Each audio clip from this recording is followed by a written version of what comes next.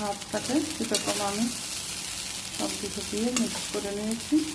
Tomato, আলু, পেঁয়াজ দিয়ে কাঁচা লঙ্কা দিয়ে ফ্রাই করে নিয়েছি। সামান্য হলুদ দেওয়া আছে। তো শুধু ভাত যদি বেড়ে যায় এটা এমনি করে খাওয়া যায়।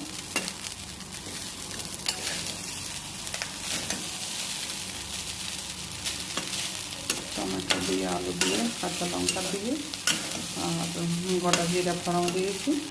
তেলের মধ্যে সব কিছু ছেড়ে দিয়ে আলুগুলোকে ভালো করে ভেজে নিয়ে